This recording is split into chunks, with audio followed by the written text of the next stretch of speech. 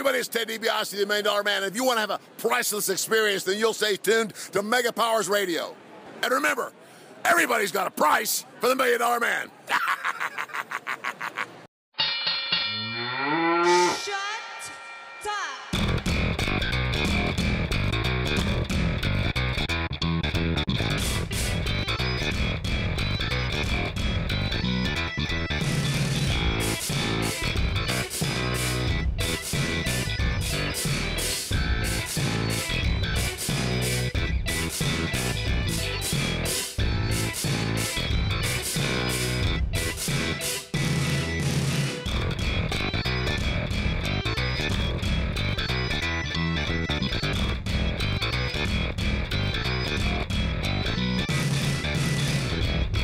Greetings, everybody. Thank you for tuning into the Raw Post Show on Mega Powers Radio. This is Byron Saxton filling in for Mike Paden. Welcome to the show. We're excited to have you guys here. Okay, that was fucking terrible. What's up, everybody? Welcome to the most interactive post-Raw experience available, the Mega Powers Radio Raw Post Show.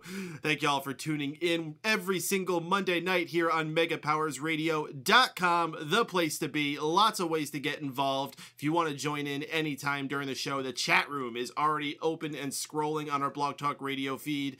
Already give shout-outs to the people who are there. By God, Ferris419, Chaotic, Waziri, and Silent Wind of Doom. Thank you all for coming in. We're going to be opening up the phone lines around 11:30, which is actually a significant ways away because Raw went off so damn early. If you want to get yourself in line, though, we already have a number of people in there waiting patiently. Dial area code 760-512-7247 to get yourself in line to have your voice heard on Mega Powers Radio's Raw Post Show. Guys, it's our first week without Time Cow. Doesn't feel right. Yeah, I think my cat's even teary-eyed. He just got up when the podcast started. It's a terrible time. It's a terrible time. Let me introduce the people we got here that are not Time Cow. My name is Mike Paden, station director here at Mega Powers Radio. Also with us is leader of the Drew Crew, Mr. Drew White. Hey, Mr. Mikey P. The host of Unanimous Decision MMA, addicted to anime, Wago Rants, and, well, you know him, Mr. Stephen Wago. Hi, I'm Stephen Wago, and I'm not Time Cow. And lastly, Mr. Tony Mango, the lead man of Smart Out Moment, Fanboys Anonymous, and the main host and voice of Smack Talk. Hi, I am all those things, and I auditioned to be Time Cow, but I wasn't good enough. Oh, so he's the leader of all these things? When did he stop being a president? Time Cow is kind of like the king of kings. Yeah. There's only one. And now there's none.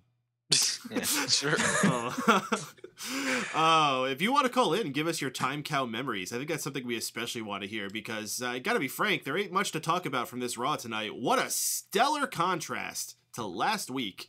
Such a kick-ass Raw, one of the best Raws in recent memories, as it should be, because it's the night after WrestleMania, and they always want to deliver for that, but I thought they could at least keep the momentum going for at least 2, maybe 3 weeks, maybe even into Extreme Rules. You know, damn, we just nosedived this week. Go ahead, Drew. Honestly, I will say the first 2 hours, I was mildly entertained. It wasn't terrible. It was above average, and then I think after that Sheamus segment is when it just took a nosedive so fast, so quick.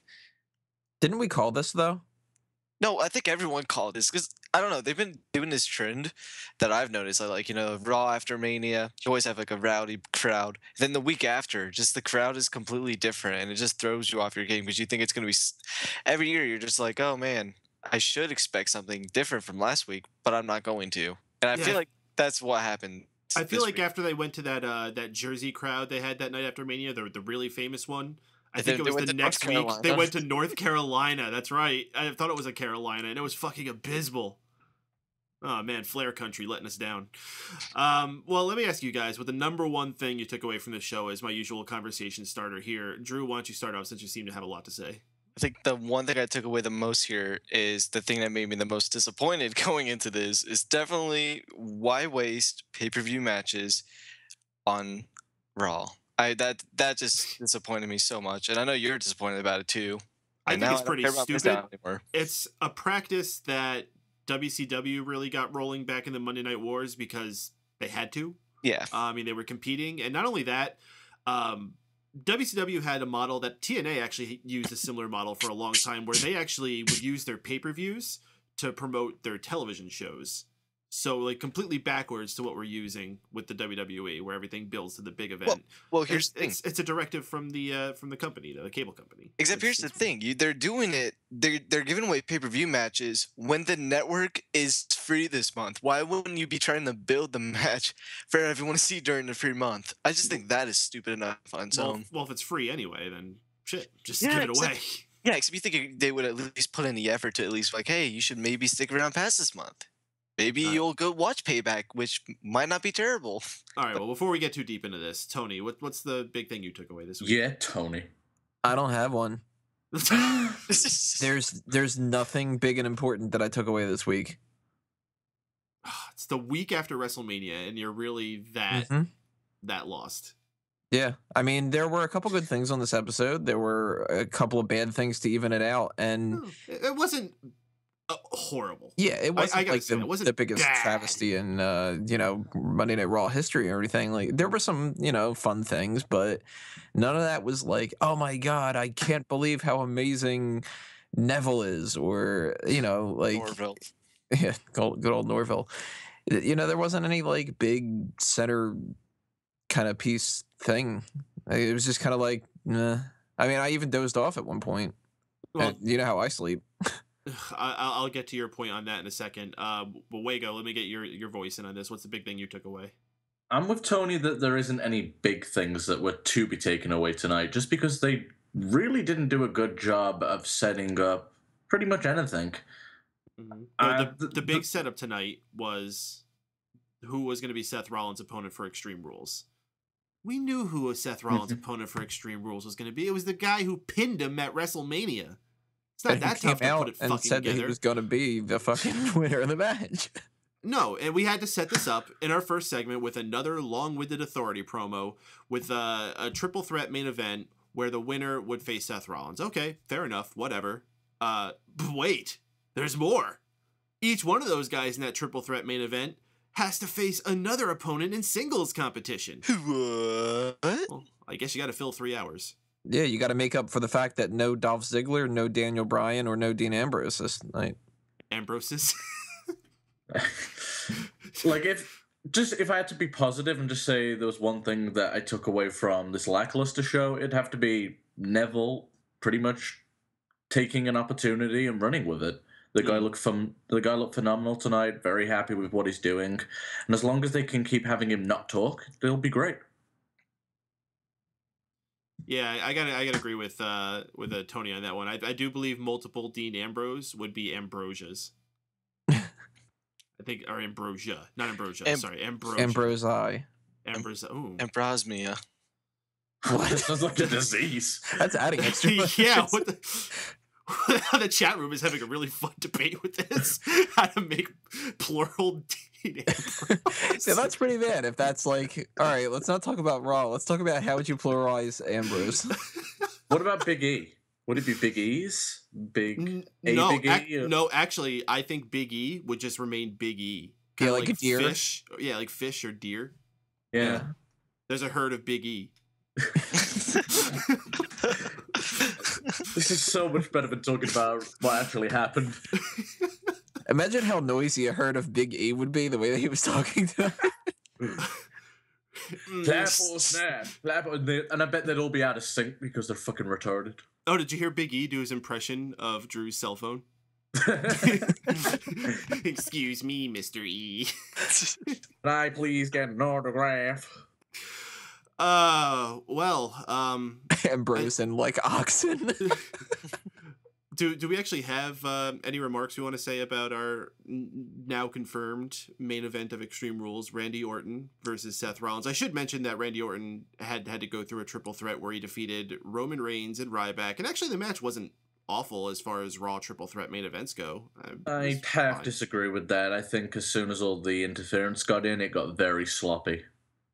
Yeah, that's fair. Yeah, I'm thinking of the actual wrestling portion of the match, but you're right. The ending got really fudged.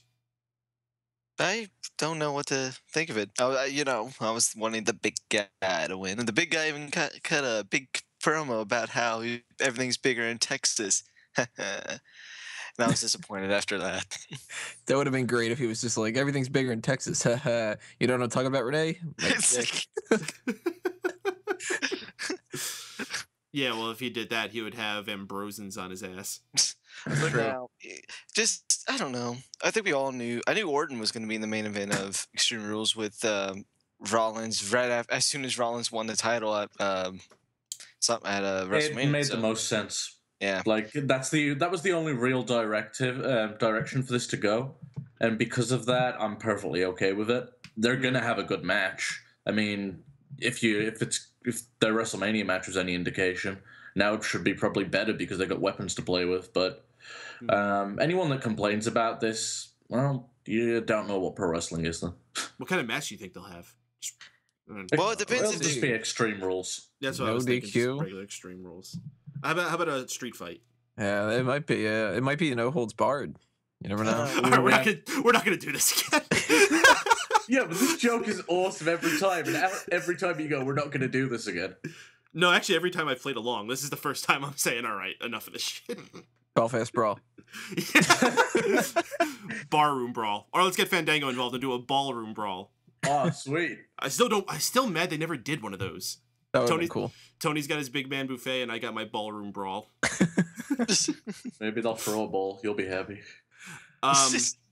Yeah, no, as far as Orton getting, there's only one person I can think that would have a more rightful claim to having that match, and he got suspended last week. Yeah, exactly. So it really just completely made sense. Roman Reigns, no, he got pinned. It doesn't matter that someone else got involved. It was still his shoulders down for the count. Like, I like Roman Reigns, but no, back of the line, motherfucker. Yeah, he earned a title shot. He didn't earn the championship and then get to revoke a rematch clause. Mm-hmm. Correct. If only Ryback would have won this match, then I would be so much more happy. Really pulling for him. When they said that's who was involved, I couldn't believe they had 3 baby faces. Do you know what would have made him look fucking super strong going into that main event if he did his finishing move with both of them on his shoulders? Both Orton and Reigns? Yeah. That wouldn't be making Reigns look strong, though. Who gives a fuck about making Reigns look strong? Has he ever done that with, like, 2 legit guys? No, it's normally like 1.5. Where like Noble and Mercury. Yeah, it's usually like complete jabronis. Yeah, but if he did that, it'd be fucking sweet. We're talking about Ryback. Did he ever do that with like John Cena and CM Punk or something like that? I think he might have tried, and then one of them fell or something like that. Yeah, I think Cena like just flew off his shoulders and went, "Lol, you're not burying me." Punk's like, whatever, just pay me. Punk's like, that thing on my back. You're...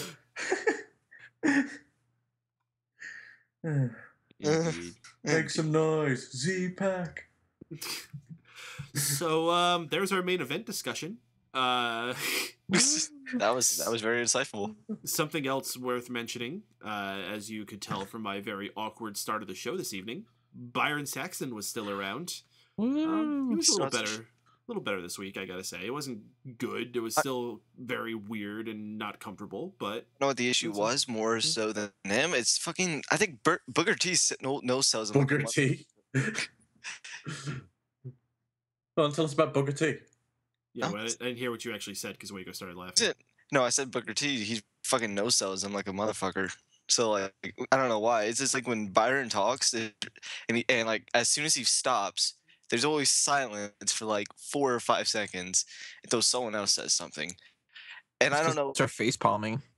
I don't know. Saxton's not bad. I just think that they're not really entwined yet, or like chemistry wise. They have to do that for 3 hours compared to like NXT where they do it for an hour. He's never worked with those guys before. He's used to working with Albert. I'm just gonna say it. Tonight, JBL did a better play-by-play than fucking Byron Saxton. It was horrible tonight. Byron Saxton stepped up from last week, but that's kind of like when you go into the hospital and then a couple days later they're like, "You're doing good. You might be able to get out in a couple days." Like, it's not actually good. It's just better. It's aight. Booker went full retard. What was the thing that you said that he mentioned? Some like sexist comment. What was that? Oh shit. Yeah, he was saying Mizdow kept the Miz name like an ex-wife, and then started talking about how, oh, fucking wives, they just want the money. Money. Stealing all your money and your chips and your chutneys. Yeah, they were pretty rough on the girls tonight. Between that and the women just completely flaunting their sexual selves on Kane. And Kane just like, shut up, these just like, oh, that fucking laugh. Jesus Christ, the hell was that? Like, Jonna walked in at that time and she went, what the fuck was that? It's a fucking dying hyena. You see, my hyena laugh's very much alive. It kind of sounded like she had some squeaky dog toy stuck in her throat. See, that actually sounds hotter than what it was. I mean, not by like a lot. I'm not saying it's like, you know, making me steamed under the collar or anything. You're really like building the evidence that you're a fucking furry, dude. Why? Because I like Alicia Fox. Fucking They call her Foxy. terrible. Our opening promo was with Seth Rollins in the ring. Everyone's celebrating what they did at WrestleMania, especially Kane, who was there. That was a fun little moment with that. Otherwise, opening segment was typical, boring, too long. Tired of these damn authority segments in the beginning. And why do wrestlers just get to pick and choose what they do throughout the night? Oh wait, no, Kane was there. That's right. Kane was the director of operations. That crafty Kane. I think Kane needed to do a better job because he fucking let the primetime players have a shitty ass segment. Ugh. It was not best for business. It was not best for business at all. It sounds weird when he says it, right? What, Kane? Yeah. Kane. No, Kane. Like, whenever Triple H or Stephanie says best for business, it sounds like natural and it sounds like part of the character. But when Kane says it, he's like, best for business. Well, you know what's not best for business?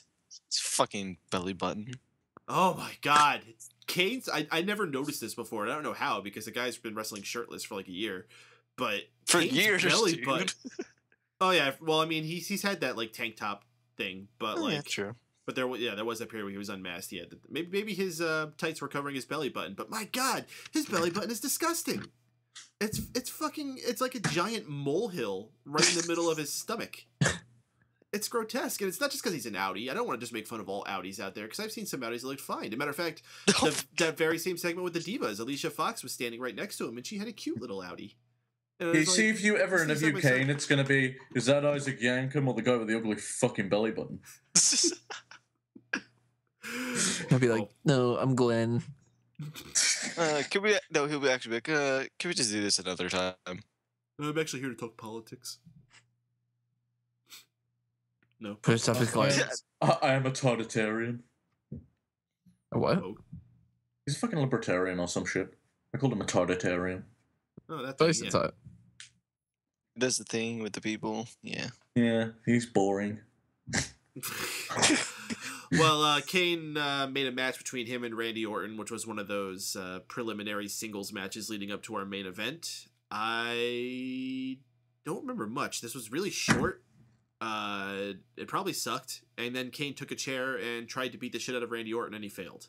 It wasn't a bad match. It was average, but it wasn't anything that really kept your attention. And then when Kane just did that fucking chair shot, the ending was abrupt, but not in a, oh, it's reaching a climax and then it got cut off type of thing. It was just, yeah, I'm just going to hit you now of all times and just end the match. It just felt so awkward. Wasn't this a WrestleMania match once? Yeah. Holy shit. That must have sucked. Wasn't bad, but it wasn't good. What WrestleMania? Was that 28? It was the one with Kane versus Orton. Oh. Okay, Might have been 27. Look at the Kane picture Wazili put in the chat. The Kane picture? Yeah, he linked a picture. Oh, that is a nasty ass belly button. Even back then. Oh, God, yeah. How did I not notice back then? You know what it looks like? Especially in this picture? It looks like he has another one of his heads down in his belly button. One-head monster. It was WrestleMania 28. You're right. Man, I'm good. Ha, you remember WrestleMania 28. Wasn't that once in a lifetime? Ha. It wasn't so much just once in a lifetime. Having another fucking time. Yeah. the night we learnt that fucking Cena doesn't know how to bump for a rock bottom. He looked like he was going to sit in a chair. So bad. After this match, it actually surprised me that commentators acknowledged AJ Lee's retirement. Do you think it's a work? No.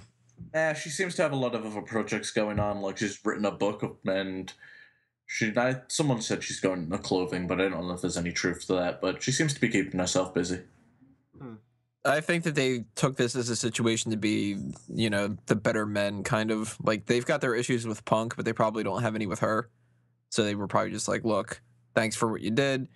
Normally we would make a bigger deal out of this, but we can't because your husband's a dick. But well, she also just kind of like sprung this on them. Yeah, I hope she did it after Mania. Like, lol, I win. Well, then again, I don't know how long they would have known about this. Maybe she told it before she even came back. Maybe it was like, hey, this is going to be my last run. Maybe that would explain why she was thrown in the WrestleMania. Might have been the reason she got a Mania win is kind of like a good nod, a nice nod to her in case she wants to come back. Shit, maybe that's why it was a tag match and not a fucking fatal four-way for the title. That's like the only fucking good reason I've heard why that was a tag match and not for the title. Well, the reason is that the Bellas like each other now, and yeah, that. Yeah, well. We had another weird little segment. We saw Brad Maddox for all of 3 seconds. Must be leading up to something because it seems like they're reintroducing him. So that's cool. He's talking to Kane. Kane yells at him. It doesn't last for long, but because Rollins comes in and he starts yelling at Kane. Rollins has been having a bad attitude with Kane all night. He started yelling at him at the beginning of the first segment for like no reason. Out of like nowhere. Like Kane made a match with him and Orton, and Rollins like, "Are you crazy? What are you doing? Are you out of your mind?" Kane, put on a shirt. Damn it. Kane might have a terrible belly button, but he does not deserve with Seth Rollins shit week in and week out. He does not deserve it. The same old shit week in and week out. He really doesn't. Kane did everything for that guy, and he freaking put him in his place too. He told him, "You wouldn't even have had that Money in the Bank if it weren't for me, and ergo, you wouldn't have the title." Exactly. So if anything, Seth Rollins needs to be sucking his cock. You know what I'm saying? I don't think Kane said ergo though. I cannot picture Kane saying that. Just said that in my mind, and it just didn't really work. God, same old shit. And yeah, Brad Maddox was on the show too. That was fucking SL. That is weird to have seen Brad Maddox. I thought he got fired a long time ago. I just assumed that after he got kicked out as GM. Yeah, well, I mean, he got Kayfabe fired, but he was still with the company. Then he got lost in a cave. Well, I don't know what he's doing. I guess he's just a coffee fetcher. Well, he did get lost in a cave once. That was a thing for a while. Is his new job to get coffee for David Otunga behind the scenes? That would be fucking amazing. Is fucking Otunga still hired? Yeah. Didn't he come back for like one match and then he just disappeared again? I think he did some kind of Did I make that up? Multi-match. Maybe. I think he does some kind of like online thing or something every once in a while. No, but did I make that up? Didn't he come back for like one match on Raw and then just like disappear, never to be seen again? Who? David Otunga. Has he wrestled on Raw? No, he was on the pre-show. He just had like one random match out of nowhere, and then we never saw him again. Yeah, because he had more dead family killed. Well, yeah, of course. Well, I know he's not like the greatest wrestler in the world, but he did enough where he was enjoyable. I actually liked the character. No, yeah, David Otunga, he was a great character. He has a great physique. By all means, at least he could talk on the mic, unlike a lot of big men whose just main feature is just their body. So during Johnny Ace's run, he was like really a big contributor to that. Yeah, absolutely. I was always a big supporter of Otunga, even in his early days when he was like the first NXT guy to like come up and like show off himself on Raw, and he had that tag match. A-lister. I like that role. And he had like the crazy design shaped into his head. Mm-hmm. That was cool. And then when he won the spot to be GM one night, he had Raw in his hair. Yeah, that was fun. Anyway, the point of this Brad Maddox, Kane, Seth Rollins segment was to set up a match for Seth Rollins. Kane's like, "Oh, by the way, you're having a match, and it's next." And that just led me to think, because I'm in a particularly bitchy mood after this episode, how the hell do they just book these matches next? Like, don't they have something else planned there? Like, wasn't there someone else who was supposed to do something? Or they just like, "No, fuck you. I got to send Seth out for a match. I decided." Oh, Yeah, did Neville just happen to be in his fucking wrestling attire, just going, oh boy, I sure hope someone puts me in a match tonight. Oh Lord have mercy! I hope Well, someone Is that what a gives bunch me of in a indie match guys tonight. do? Yeah. Boy, oh boy, oh boy! I hope I get to come out as a druid or something. Oh, Plus, don't they need to sign contracts? will you let me shine your shoes, Mr. Kane? I'll be in a match for you. I promise. Well, we had a match with Seth Rollins and Neville as his surprise opponent, having a really cool entrance with pyro and all this dry ice and his cape that gravity forgets. Thank God he didn't get dry ice on him like fucking Triple H. Had a kick-ass match. I mean, Neville just all these amazing moves he did. He did this one really awesome like a plancha over the rope, but he did it with like a twist and a backflip. It's fucking nuts. You know what's weird? Seeing Seth Rollins being the guy who has to do like all the big guy moves, kind of like the beatdown tactics. It's still weird for me to see Seth do that, but yeah, It's a nice this was change of pace, fantastic though. match. Yeah, exactly. I mean, I would have been fine with if both of them were just doing their high, fast-paced, flying mess stuff, you know, like they both have came accustomed to. But hell, even if he would have gone for a Phoenix Splash at one point, just laying on his feet to counter Neville doing the same thing, I think this was easily the best match of the night. And, you know, and some of the other matches weren't that bad either, so I'm glad that they had a good match. You know, and the thing is, people will complain that Neville lost to Seth Rollins, but at the same time, he lost to the World he's gonna Heavyweight lose. Champion. On Yeah, his second night on a yeah, and really competitive match. And you know what's Exactly. good is he doesn't have to worry about getting shut into one of those undefeated streaks now. exactly. Just And got now, it out of the way early. and he doesn't have to lose to R-Truth randomly as well. So think of it like that. For those who could complain, look at Bo Dallas and look at where he's at now. At least Neville has something going for him. This match did one thing, though, and put into perspective that Adrian Neville is really fucking small. Like, height-wise. Especially in that Raw arena. I never really, even if he was in there with a big guy in the NXT arena, he still looked fine. But when he's in that huge Raw arena, he's fucking tiny. Dude, that makes me realize that Sami Zayn and fucking everyone else in NXT must be really freaking small then. Because even Kevin Owens, like, doesn't look huge over him, so I'm worried how these guys are going to look when they're brought up to the main roster. Well, you Kevin know what, Owens is going to come out looking like Hornswoggle. thing is, by the time they come up, a lot of the big people are gone. Like John Cena, kind of Sheamus, and that's really it. Like a few part-timers like Taker Show, and Brock Kane. Lesnar. Oh, Big Show Kane, yeah. But like Mark Henry. Yeah, Mark Henry wrestled tonight for the first time in what, months? Yeah. Yeah, he wrestled Roman Reigns for a little bit leading up to WrestleMania. He did? Yeah. Like Smack. What, on SmackDown? Yeah. No. That's why nobody watched it. I think they'll be fine. I think it's going to be very much like when the new generation came up and everyone was like, oh, Shawn Michaels and Bret Hart, they're so small. But when they're not wrestling Hulk Hogan and Ultimate Warrior, it's not so bad. You know who's going to look fucking awesome then? Big Cass. Oh, yeah. Big Cass is like 6'10". It's like Big Show height. No, he's actually 7 foot tall, and you can't teach Can't teach that. that. Oh, yeah, my bad. I can't teach that. He's lanky as fuck, too. It's good. You know, yeah. That's the only thing I He has complain an about. original look. He has a little chunk to him, but I think that works for him better than, like, you know, if he was just ripped as hell. It works for him, his, and Cass. He's actually getting in better shape more recently, too, so... Which means they're probably being called up soon. Mm-hmm. I don't know. Before he gets caught up, he's got to take care of that big issue that's plaguing him. Every time he tries to spell soft, he has a seizure.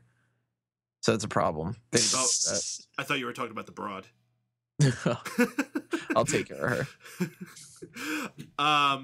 We should start opening up phone lines before we go any further here. So, Tell us about time count, people. Yeah, tell us about time, Cal. Tell us whatever is on your mind. We're gonna open up the phone lines for you. Dial in. We got lots of numbers here. Holy cow! Oh, cows. Area code 760.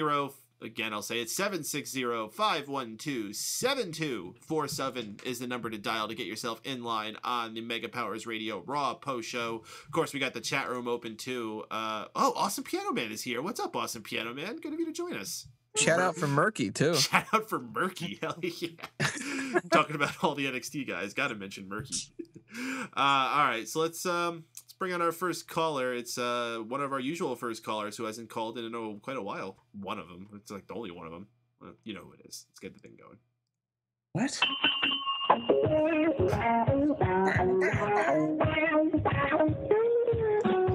It's actually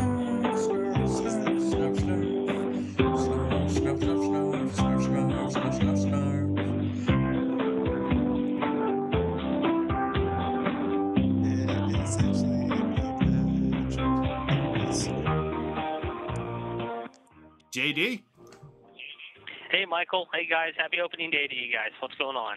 Oh, opening Happy day opening, indeed. yeah. I don't even think to mention that. We're on a freaking How's your Pittsburgh semi-sports radio doing? show. Hey, out Pittsburgh. I know the Mets won, which I'm happy about.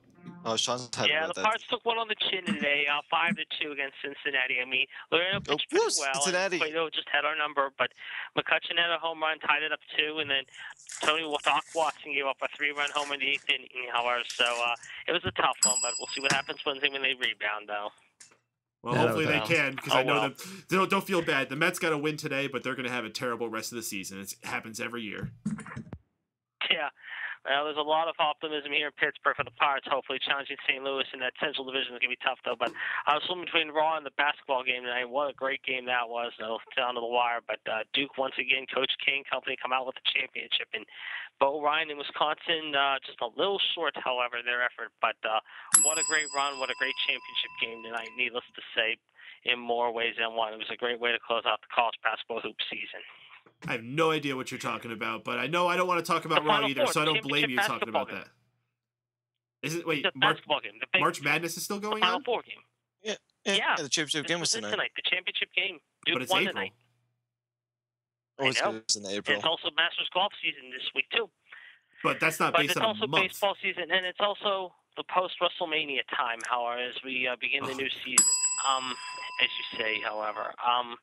As far as tonight's show goes, however, I mean, it wasn't great compared to last week. I agree with you guys. Byron Saxton, again, terrible on the announcing. I hope this is not going to be a weekly thing with him. I think we're going to see him maybe one more week, maybe next week with them being in London, unless they bring Michael Cole back, possibly. But if not, I see him back in a few weeks. The Neville Rollins match, I think, was the best match of the night, without question. I thought those two guys going 12 minutes. They had really good chemistry. I mean, they know each other real well. Once again, obviously, Rollins had to have his goon squad with him, obviously, to help him out. But Neville just looked really flawless in the ring, and he's been really doing well, I think, the first few weeks over in the company. The Lucha Dragons, I think, are getting more over, too, however, with their little Lucha thing. And I love what they're now finally doing with the New Day. I mean, the New Day, and now finally it's about time the fans like me saying, I've been saying this all along, the New Day sucks. They're terrible, and I love that the primetime players are putting them in their place. As far as the worst match of the night goes, I would say the main event was pretty bad tonight. It was only 5 minutes of crap, but of course you knew Rollins and Big Show and Kane, Schmuck, and J&J. Of course, we're going to find a way to screw Rollins or Reigns, if you will, and help Randy get the win, however, needless to say. And, of course, at the end, you have Seth standing on top of Randy, acting all smug and happy. Look at me. I'm Mr. Kiss-Ass of the Authority. I'm Mr. World Champion who stole Money in the Bank thanks to the big red retard Kane. I stole the championship at WrestleMania because I had Triple H's ass kissing. Please, give me a break. He's going to get his ass kicked at Extreme Rules. We know it, unless he has to have help. But I don't know how long he's going to be champion for. But I think this week, however, the Reigns are not going to be all that strong. However, it was a very subpar show, and I just didn't think it was all that great. So those are my thoughts about tonight's show. Well, all right, then. What was your high point, low point again? My high point and low point before we get into Ask JD anything, I think the high point was the Neville's Rollins match. However, it was 12 minutes good. And those two know each other real well in NXT. The low point, I think, was the main event. It was just terrible. The main event. Yeah, okay, I'll get it to you. Weak. We already kind of debated on that, and I thought it was good, but then Wago started talking about how clusterfucked the ending was, and yeah, he's right. All right, so let's do some Ask JDs. Drew, what's your Ask JD this week? My SJD this week is which fake was better, fake Diesel or fake Razor Ramon? Ooh. That's not a bad question. I like You know what? I want to. Yeah, we haven't had. Well, I'm glad that little piece of shit isn't in yet, however, tonight. And I'm glad he doesn't have the balls to call tonight, because if he would have called it tonight, he would have gotten his ass kicked. I'm going to say. Oh shit, maybe he'll call in now. You might want to stay around for that one. Maybe. You never know. I'm going to go out on a limb. I'll say the fake Diesel. I like the fake Diesel a little bit more. Kane as the fake Diesel too bad, more than the fake Razor Ramon. Too bad that guy never stuck around. Probably could have done well for himself. Nice, long, consistent career. Yes. Very consistent. Tony, your Ask JD this week. What are Jeff's attorney fees? Ooh. Just attorney fees, however, is he represents me and he knows who's the real fake person and who's the fake person. Believe me. That isn't a There's no currency. fees, however. Jeff represents me well, however, and he knows where it's at. Because last week we talked after the show, however, on my other show, Tuesday night on TGTS Radio with Talking Wrestling with Hollywood Tony P and his father Lou. However, he even came in to come on the show. We were talking Tony off the air. Penis? What? No, What's Tony going on? Penis. I didn't see how much you is his name. pay Jeff. We're talking about Tony Penis. No, not penis. But him and his dad, or Tony, his real why is he dad from talking Brooklyn, about New York, penis? have a show on TGTS Radio, Oh. and he called in, and we talked off the air after the show on Tuesday, and we said that basically we're going to find out this imposter, and we're going to weed him out, and we're going to kick his ass and send him to the curb with our boots, with his boot marks right up his backside, because he has no guts to call in or become a coward like he was, and he was a coward last week for doing what he did. You guys talked about this on another show? Yes? Oh, man. The fever. It's spreading. Yeah. JD Mania, yo. Yes, sir. Okay. Wago, you got anything for SJD this week? I got pork stuck in my teeth, and it's really fucking annoying. What's the most annoying food to get stuck in between your teeth? Probably a good piece of steak at the end of the end of piece of the steak, like the gristle part, I would say, or something like that. Probably.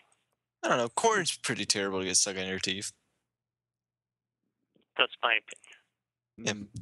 Braces, with braces, it definitely sucks. Let me pull some questions out of the chat room here. By God, asks JD, what is your highest level of education? Well, that's not a bad question to ask. I mean, I went to community college for a couple of years and tried to study, been involved in travel and tourism.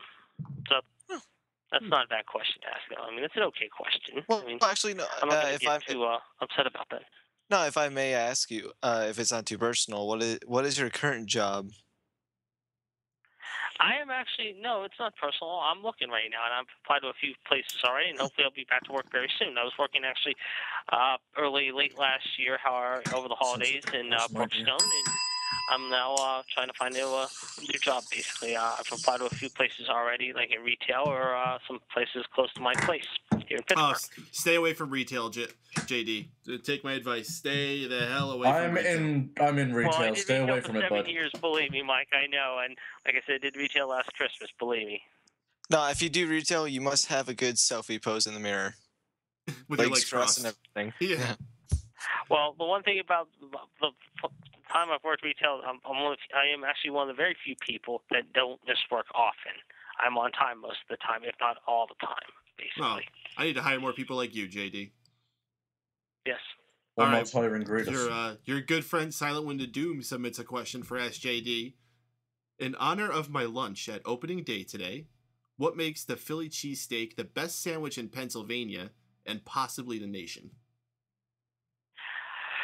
Ooh, wow. Why don't you ask him how bad did he feel when the Boston Red Sox basically put a couple fastballs in that cheesesteak and parked them in the parking lot whenever the Red Sox dissected the Philly steak? And as far as best sandwich in America, no.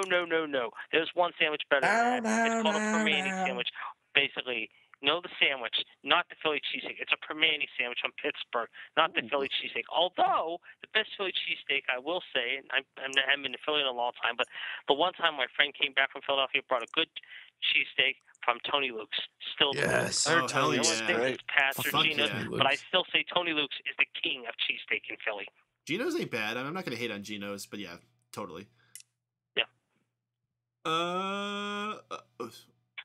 Okay, Silent Wind to Doom with another question. With the successful show that you're doing on TGTS, are you planning on branching out into merchandising? If so, would you be offering cheap, affordable tops, and where would you procure them?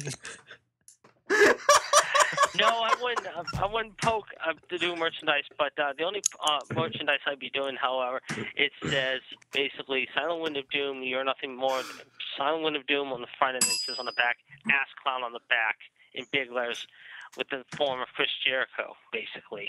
Because most of the time, you are an ass clown. Ooh, It's copyright infringement if you got Jericho on there.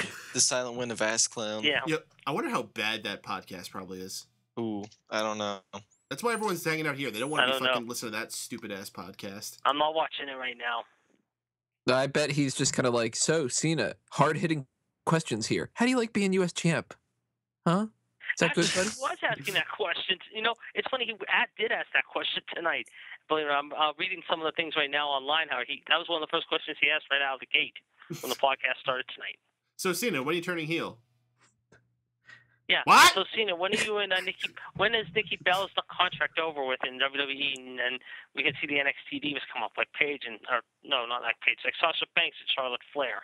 I think he's like, so I've got this guy who thinks that I stole his idea for this show, and I need to hire an attorney. Do you know how much Jeff charges?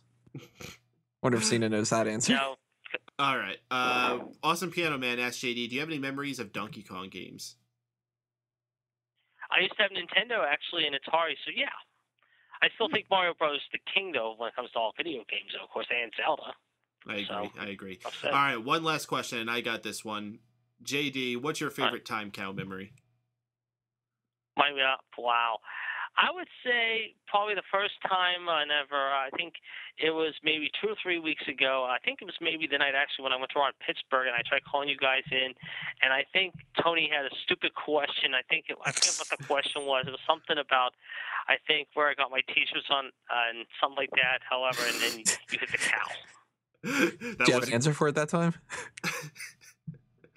At the time, I don't think he made a stupid answer, and then Mike hit the cow, and I think it was well deserving of the cow. Mike doesn't hit the cow. The cow just appears on its own. It's true. The cow does what the cow wants. The cow Well, abides. the cow Nobody did. ever hits the cow They except used for to have a us. segment. It's funny talking about cows, though, and it's so weird, and this is kind of funny and stupid. I don't know. At Pittsburgh, however, basically for the Pirate games, I think they have like a contest. They started doing it last year for like Chick-fil-A. I don't know if they're going to start doing it again this year, maybe for all Pirate home games.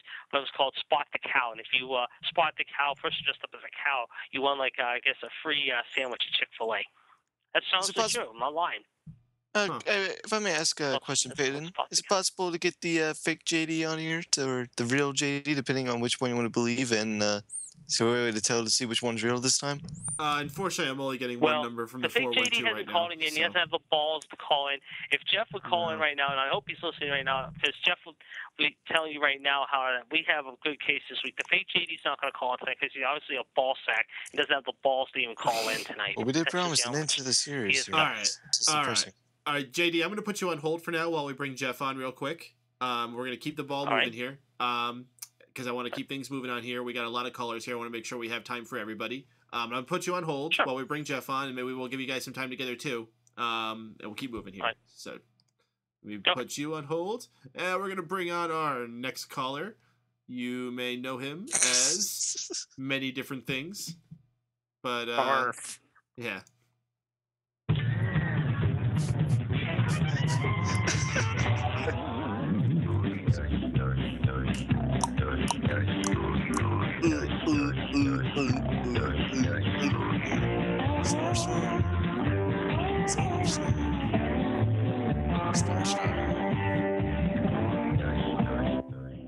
Jeff.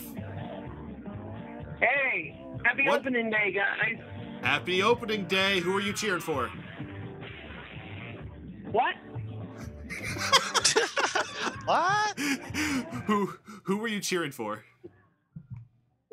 Who was I cheering for? Yes. I was cheering for my two favorite teams tonight, the Nationals and the Orioles. Well, the Mets beat the Nationals, and Yeah, we Orioles did. beat Tampa Bay. Here we go. We beat them. Yeah, Fuck we the did. Nationals. Fuck your Guys, Nationals. don't blow and brag that you won, because Wednesday and Thursday Nats are going to kick the Mets rear end. Don't worry, I'm a Reds fan, so anytime we beat Pittsburgh, I'm gonna just tell JD, go, ha, that sucks. Yeah. You nerd. Thank you. Well, he may be Pittsburgh, but I'm Washington. But I will admit, both Washington and Baltimore last year, they were the champs. All right, we've talked enough baseball on this show. What'd you think about Raw tonight? Well, like you said, I didn't think it was all that great, but I think the match between Rollins and Neville may have been good. It was possibly a good match, but Rollins getting the win, and that was a big victory for Rollins. I thought Rollins and Neville had a good match. Yeah, I thought they had an excellent match. I think this was probably almost a better debut for Neville than they did last week. Yeah. But Kane taking over as tonight, I mean, Brad Maddox too. I mean, I thought we got rid of that. We got rid of that douchebag, Brad Maddox. Hold on to your butt.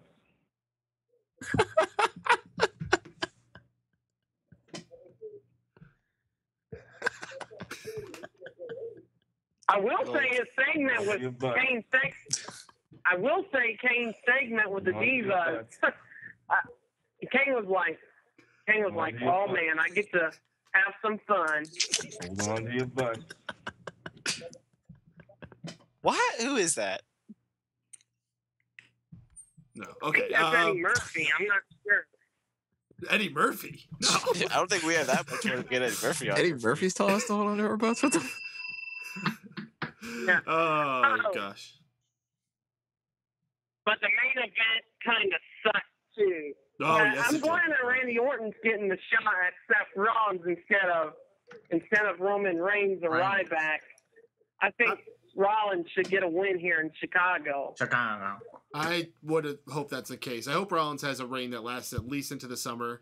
It would be stupid to have him cash in at WrestleMania like that and then just lose the next month to Randy Orton of all people. That would be an absolute waste. Jeff, we got to keep things moving fast here, though. What was your high point and your low point for the show tonight? His face. The high point has to be Rollins and Neville, and my low point definitely got to be the main event. I think you have the same ones as JD. I think it was probably be everybody's actually. And one more thing. What is your favorite Time Cow memory? Because this is the Time Cow moment. Well, my favorite Time Cow last week when me and the fake JD and the real JD had that big confrontation. Yeah. I was screaming at the fake JD, and the real JD was saying, well, he's gay, and the fake JD said, well, that's most you know. Yeah. You must have been born. You must have had an apology to the condom factory because you must have been born on the highway because that's where most people get in an accident. I didn't like fake JD's comment on that. Mm-hmm. Yeah. Mm-hmm. Yeah. Yeah. Mm. Yeah. I miss that cow. Mm. And I tell you, I guarantee you somebody had something to do with this. Yeah. Yeah, you're right. All right, Jeff. Now, How about Drew. Yes. Drew. Yes. Drew. You mentioned on Facebook. You mentioned on Facebook that you had Cliff Clefton. Yes, investigating this scene. Yes. I did get in contact with Cliff Clefton. He has a list of suspects. He's told me he might make it today. I'm not quite sure. You would have to. Paden might be able to get in contact with him right now and maybe find out for sure. But no, Cliff Clefton might make it today. We don't know for certain yet. Kind of like the fake JD. We have to talk to him about this because we need to know who's responsible for Time Cow's death. Yes. Drew, I'm not the list of suspects. I'm not one of them. So I'm free. Everybody who was there that night is a suspect, Jeff. Yes. I'm sorry. You are a suspect. I'm sorry. And also, some people who weren't there are also suspects. So even though a Paden, who we know for certain he's not a suspect, in Cliff Clefton's eyes, you can't rule out the unexpected. No. I would say the only person not a suspect is Time Cow. Time Cow is definitely. I feel bad for his kids because Time Cow was, he had a family, and I think that cow had a family. Yeah, exactly. We got to worry about it. Was now, are you saying that by God said that, or are you doing an impression of JR? In all seriousness, I'm gonna leave it ambiguous. Time Cow's family needs justice, and I know Cliff Clefton will get to the bottom of this. Huh. I know. It's a shame because, Time Cow used to bring his son to the shows all the time. He'd play around in the backyard, and it's heartbreaking to see his family just collapse like that. I don't know what they're gonna do. Yeah, our Time Cow's wife has been drinking a lot more lately, drinking more of that milk. Yeah, she's an utter miss. All right.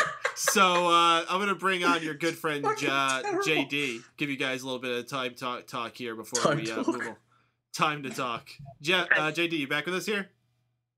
I'm here, guys. Jeff, what's going on, guy? How was your opening day? Hey, JD, how are you? I'm doing good. How about you? Can't complain. How was your week? Guys. Good, real good, actually. I just told the guys I was watching Raw tonight and the Final Four, so it was a good night, so I can't complain. Yeah. Happy opening day, man. Mm-hmm. Well, my team lost 5-2, however, to Cincinnati. I mean, my pitcher, Liriano, pitched well, but it's just the bullpen collapsed when they made a mistake late in the game. And we'll see what happens on Wednesday. Well, the defense collapsed on me, too, because Desmond and Rendon... my fucking ass is going to collapse. They could not keep an eye on that ball, man. Yeah. Well, I told the guys also, however, we don't have the fake cheat. I guess that little imposter piece of shit decided not to call him because he has no balls to call in. You never know. We still have a good arrow left. Yeah. Because he's hiding from his mama, because his mama's giving him some good sucking on his, what. Yeah. I think so. Either that or probably, however, he sounded the Easter Bunny's laugh probably too many times over Easter. Guys, this is the real close show. I wonder if the Easter Bunny's... Come on. I wonder if the fake JD's having sex with an Easter Bunny Guys, you can talk about this after the show. He's probably actually having sex with Ambrose Easter Bunny probably. Guys! That is one big pile of shit. Hold on. Oh my god. Hold on. Hodor? Yeah. Hold up. Okay, when you ask for a hold up, you're meant to follow up on that. I think he's still waiting for us to hold up. We're holding. Come on. We're holding. I mean, you guys said something. You're the one that you told us to hold up. God. Okay. We give you a segment. Right. This is what you do with it. He's fat. All right. We're gonna have to put you guys on. What's up? I want to talk to JD. All right. I'm gonna put you guys in a conference for a little bit while we bring on our next caller. We'll bring you guys back on in a little bit. All right. We're gonna bring on our next caller because we got to keep the things moving here. Jesus fucking Christ! Moving. Oh. Actually, I think we actually had them on for like 25 minutes. The fuck? Ugh. This is supposed to be about time cow. As Awesome Piano Man said, he even brought a suit to this funeral. God damn it. Man, they're making it about themselves. We're already feeling the loss of Time Cow. I know. Yeah, it's like there was about 10 to 20 good moments where Time Cow could have been utilized right there. Like the whole time during that, I was just like, man, if only we had a cow to shut them up. We don't. Sad. Yeah, because of that dirty fucking pig thing.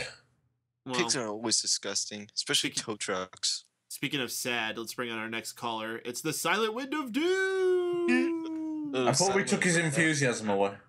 It's the Silent Wind of Doom. It's bad. It's bad inflection is greatly needed at this time of tragedy. It's not good times, man. He sounds like Depressed Drew. He did sound like Depressed Drew. Is this Depressed Drew? No, this is just the fan that is mourning Time Cow's loss. So it's Depressed Drew. Can you mourn a little louder so we can actually hear you? Yeah, Byron. Oh, hang on, let me hold it to my mouth this time. Hold up. Can we have a normal caller, please? Jesus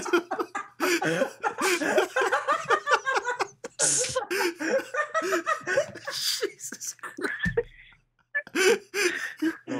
Oh my God. So you went to a game today, huh? Oh yeah, with the opening Let's talk about more fucking baseball, please. It is opening day. It didn't go well. I'm sure you already know, but it was still cool. We don't know. Well, depressed baseball, exactly what we. Well, that's your fault for going to Yankee Stadium and not Citi Field. I did miss Shake Shack. I actually almost fucked up and said Shea Stadium. That's how out of touch with baseball I am at this point. So what do you think about Raw, if you actually got to see it? I fast forwarded through so much. I was so far behind. I started at like 9:30. Mm-hmm. So I didn't actually get a lot of the bad parts, I guess. I skipped through a lot. But I enjoyed some stuff. But I enjoyed tonight. What they did really well was they had. I really liked the promos. They were going very meta and self-referential with the promos tonight. They were making fun of Kane. They were making fun of the Ascension. They were talking about Made fun of the Ascension? Did I fucking miss something? Yeah, when they make fun of the You didn't Ascension. see that? No, who made fun of the Ascension? The primetime players during that fucking abysmal segment. That's what they were talking about. I couldn't even fucking understand them. I luckily missed that segment, but from what I heard, it's pretty fucking terrible. So when the Doom, what was your high point, low point for the show tonight? That was his high point. I was trying to think of something else. Well, yeah, that was my high point. My low point, Bray's promo was bad. Yeah. I usually defend him, but that was bad. I've always said that his biggest problem is just not being specific at all and just being as vague as possible. This was incredibly vague. He didn't even say who he's talking to. He said, "You know who I'm talking to," and he's still going over the face of fear thing. So I don't even know what he's doing now. Yep. I don't know, man. I don't know. It's rough. It's hard times right now. Every day I just go. Hard times. And I just look myself in the mirror and I just go, why am I here right now? Why did it have to be him? Everything's a lie, man. Everything's a lie. Nothing's real. Can I drop Everything's a lie, man. I want to go break Kevin Owens' nose. Magic isn't real, man. We can't just bring him back. We gotta move on and pretend that nothing happened, but we're all dying on the inside. Hold on to your butt. Should I drop the time count memory?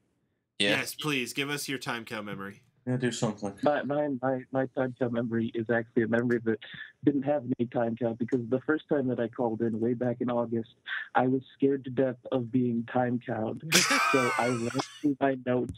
I That's right. You used to call in with like a full list of notes like every week. I forgot you did that. Yeah, like you were time count's bitch and he never even did anything to you. I was scared to death of getting time count, so I just went like this, and I went down point. Okay, very good. See you guys later. I'll be in the chat. It's kind of like someone trying to avoid getting whatted.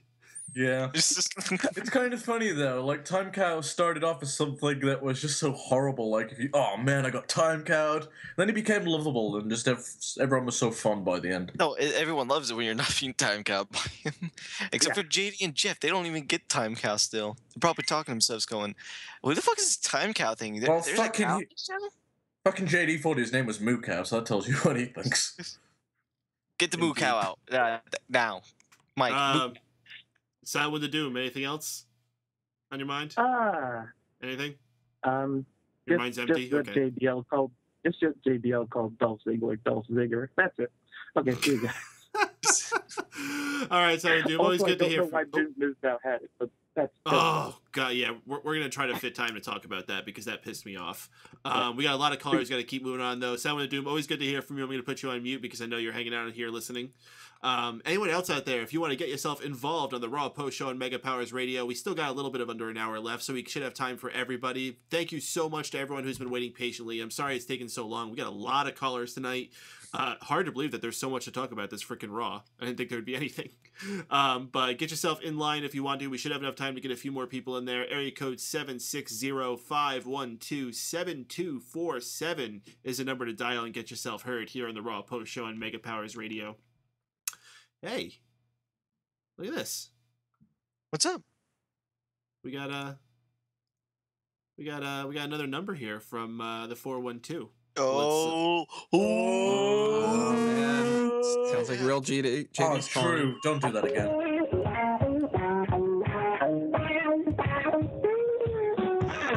It is JD versus the JD. Here is the real JD, I think. I don't know for sure, but I'm gonna keep hoping this shit will fucking end. However. All right, is that JD there? Hi, Michael. How you doing today? Absolutely tremendous. Happy opening day, dude. Yeah, happy opening day. I hope you had some fun. I was watching Raw and the Final Four. It was a good night. Good night. Good night. Good night. Indeed. How many good nights was it tonight? It was a few good nights, however. But I did notice I called in a little bit later than normal because, I call in the other shows before I call into you guys, however. And you guys had that fake JD piece of shit on here tonight. I thought we put the end to this. I thought it was over. But then that fake ass clown calls in and tries to steal my thunder again. This is ridiculous. I've been calling you guys over a year, and that jabroni comes on and steals my thunder once again. You should know by now. Dude, I'm just caught in the middle of this. Listen, whatever's going on here, all I know. Have my attorney. My attorney is there on the line. He's there right now, having his head filled with all kinds of nonsense and garbage from that fake imposter. If they're still talking. Let's bring him on and see what he's got to say. Jeff, you there? Yeah, imposter JD, you're nothing but a piece of shit, you piece of crap. I am not your attorney. I represent the real JD. We used to be friends. How can you do this to me? How can I do this to you? You've been talking to that fake imposter. I don't know what that lie is showing your head. Shut your mouth! Shut your damn mouth! You've become one of the real JD. I am the real JD. I've been the real JD my entire life. No!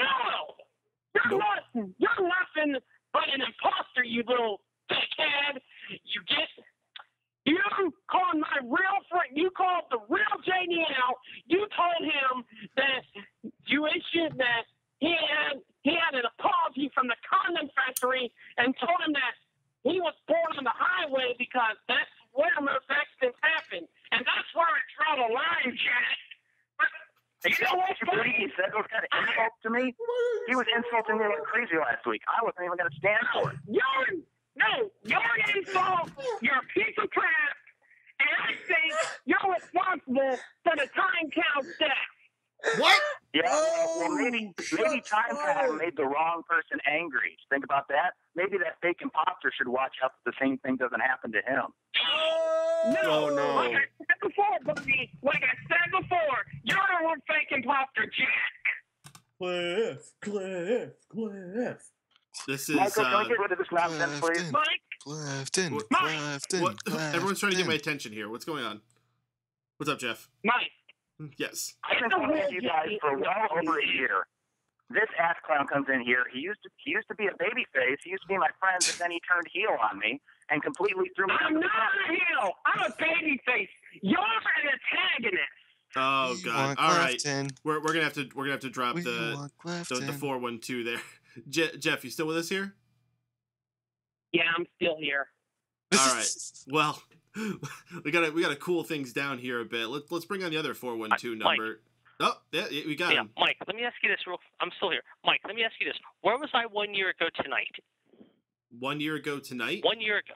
Fuck if we know. Well, does 1 year ago. WrestleMania 30 ring a bell? Does WrestleMania 30 ring a bell in New Orleans? The fake JD wouldn't know that shit. I was in New Orleans. Remember, I called you guys in New Orleans the next night when I left Raw. That was the night when Paige won the belt. The fake JD wasn't in New Orleans that night. I was there for Hang on. Let me test this. Off to the side. Fake JD, or other JD, I should say. Where were you this night? Oh, he's last gone. year. Oh, has he? I had to hang up. It was getting too hot for TV. Good. Because that piece of shit was afraid because we knew that he would be afraid to answer the real question. If I asked him that question, he would know the answer. That shows you that I'm the real JD because I was at WrestleMania last year, and I'm going next year. That piece of shit won't go to WrestleMania. He'll go to his mom's house and probably try on her clothes, including her bra and pants because he's a pansy. Okay. All right, put a little. I think we're gonna have to get you guys all in the same room once again. Have attorneys present, get things going again. But for now, we got to keep moving. This is just going in circles right now. We'll figure this out in another night. Both of you guys, thank you so much for coming on to the show. Always good to have you guys here. Jeff and JD, two of our favorite callers we have here. We're going to move on to our next set here. We have another caller coming in from 646 who's been waiting very, very patiently, and we appreciate it. Aisha, is that you? Yeah, it's me. Hey, guys. When is Aisha going to get a theme music? I should get some theme I've music been for her. there. Aisha, you must be tired. I am Yeah. so sorry that we got you on late. We just had tons of callers, tons of things going on. We're always happy to hear from you, though. How you doing? I'm doing it. It's no problem, guys. What do you think about Raw tonight?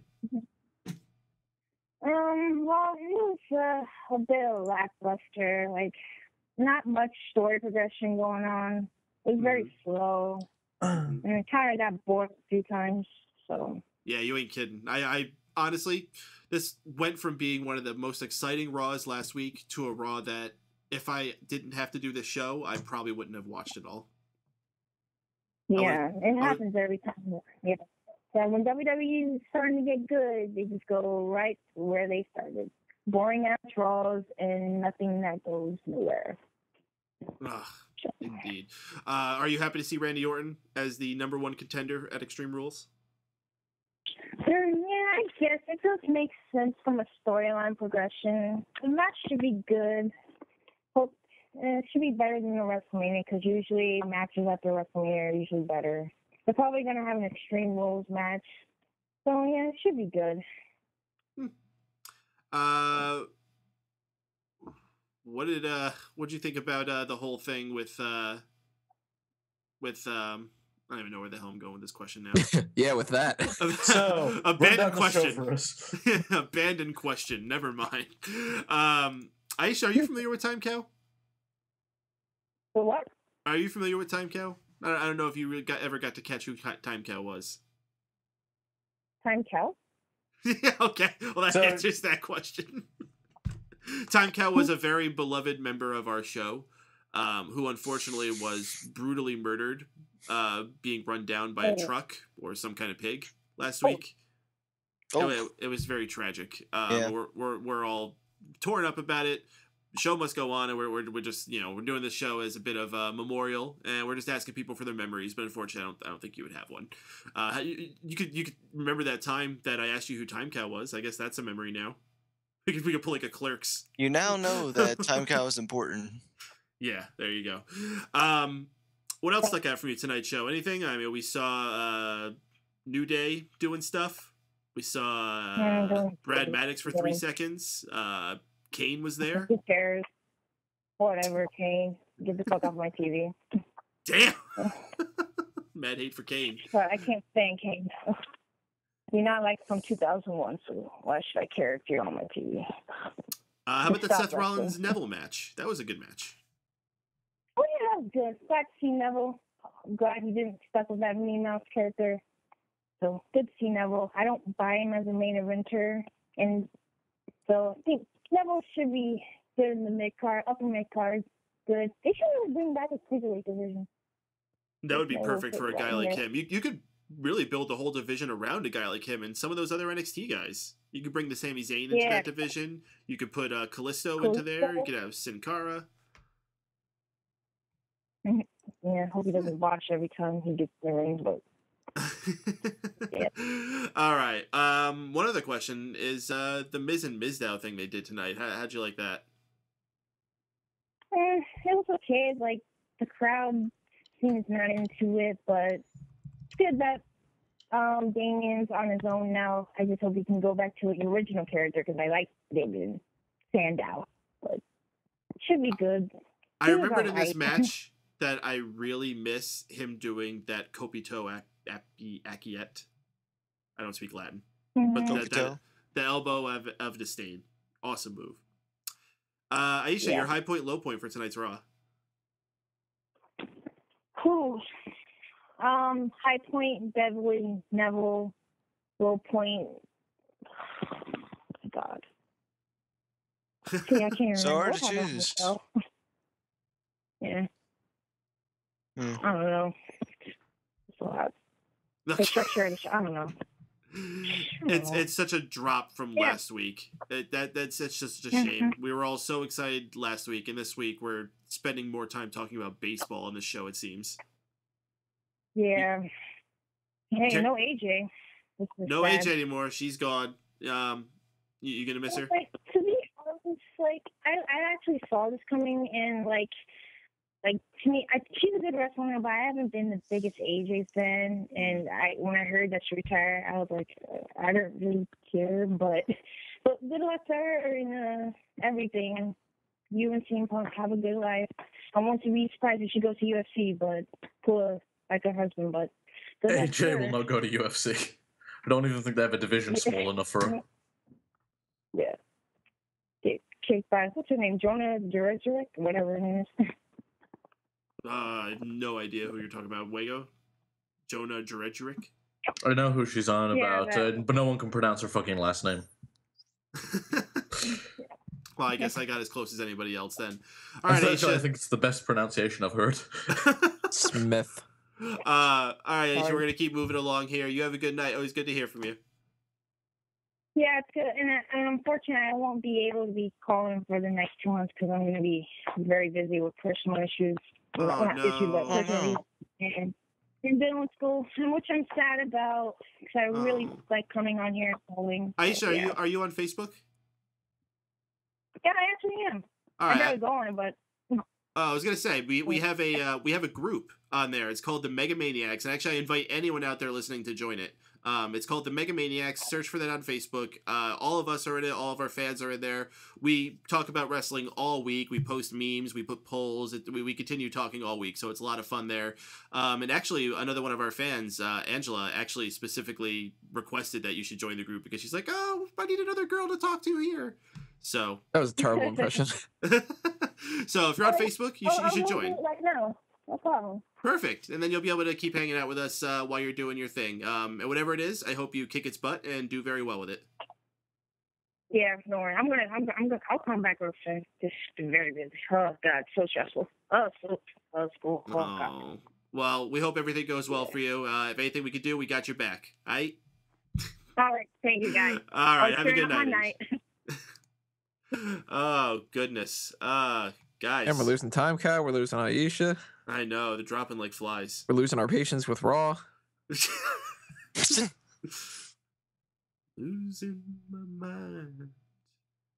Yeah, I really am. Fucking Christ, I don't even know where do we go from here? Aisha, I got a question and I lost the question too. Yeah, I had a total Larry Zbyszko moment. What do you think about that? I lost my train of thought. How about that? Definitely pulled a Larry Zbyszko. Let me just bring it back to us for just one second here because I need to get your guys' opinion about whatever this primetime players thing is because I didn't see it. I don't know what it was, so you got to tell me about this. So they did an impression of the Ascension, talked about how they sucked. And it was awful. And they put on like face paint and stuff? No, they put on ketchup. Really? Yeah, like they went, "This isn't face paint, this is ketchup." Oh, well, the Ascension can't read. Yeah, basically. Yeah, pretty much that was the segment. Well, at least primetime players got on TV, I guess. Yeah, okay. I also missed a match with StarDust and Cena. I guess Cena did another one of his open challenges for the U.S. title, answered by StarDust this week, and I'm hearing this is actually a decent match. Solid outing by both guys, and I'm liking this John Cena. This is the first time that I've actually really liked him in a while because he's going out there and just having great match with like young talent. It's great. So, how long do you think he does this, and at what point does someone call out who come out that has his number? He stops at Extreme Rules. And do you think that's when he loses too? Nope. He just flat out beats Rusev in a last man standing match or an I Quit match or something stupid like that. And by that point, they hope that we forget about the U.S. Open Challenge thing and they move on to whatever generic feud they want to go with. Here's the thing. How is this any different than like what they did with the Master Locks challenge in like 2005? Because one's a submission and one's an actual wrestling match. Well, at the same time, that segment was always a decent amount of time. It was never a quick 2-minute thing. I'm just saying, not every match has to be like a 20-minute outing like these guys, like they've been doing with this segment. I'd rather that be the case. So far, it's been fucking awesome. Also, I think at what point is he going to run out of guys though? No. They won't. I bet they'll keep on throwing guys who previously lost, like a Dean Ambrose back into the mix. Well, you don't want that though. Like, I'm fine with them throwing a fucking Heath Slater out there and seeing what he can do. Just wrestle. Have fun. Honestly, it's like this. The only reason why they're doing it is because they know they don't have anything to fill time with, and I feel like this is a great way to just have a John Cena segment without actually putting effort into doing a John Cena promo each week. So, hell, even when he talks on the mic now, he doesn't sound terrible. So, I really am digging the US Challenge Open thing, and I just hope they keep on doing it because it gives something for me to look forward to each week. Because after the previous 2 weeks, this might start being a high point of Raw if we get, crap Raws like this week in and week out. Holy shit, John Cena, the high point? What a concept. Who knew wrestling sells? And I guess there was some Diva segment here I missed. There was one where the Divas pretty much annoyed Kane to death. No, was there a match? If there was, I can't remember it. Yeah, because I remember waking up when they had already been, wrestling. But you don't remember who they were? Or what happened? It was Paige and Naomi against, I think, both Bella Twins. And I think Naomi got the pin on probably Nikki, so they could be like, oh, she pinned the champion, and fucking we'll bullshit around with this for a couple of weeks. We had another one of the series of those matches leading up to our main event, Luke Harper versus Ryback. I don't remember much from this. Ryback gets the victory with the shell shock. What you need to mention about this is Ryback rules. Ryback does roll, but you know what I don't like is that he's wearing different tights. Like, they're not airbrushed anymore. Now they're, actual screen printed, and it just looks weird. It's too sharp. I don't like how they never feed this guy. He's always saying he's hungry. Never give him a fucking apple or something like that. They always gave Carlito apples. I think they just hire Al Snow to follow him around and make him stop eating. Ryan, empty your pockets. Oh, I only have 3 cookies in there. Come on, Al. We had what was probably one of the most fun segments of the night, a backstage interview with the New Day. Yeah, I can't believe I'm saying that. They actually started giving some interesting dimensions to their characters with this. Kofi giving a fun line saying, "You don't understand. We have to clap, or we snap." That was pretty clever. Then Big E started doing this impersonation of some kid who came up to him in an airport. "Mr. E, can I get an autograph for my brother, please? I don't really like you, but he does." And he was basically like, "Fuck yeah, you can."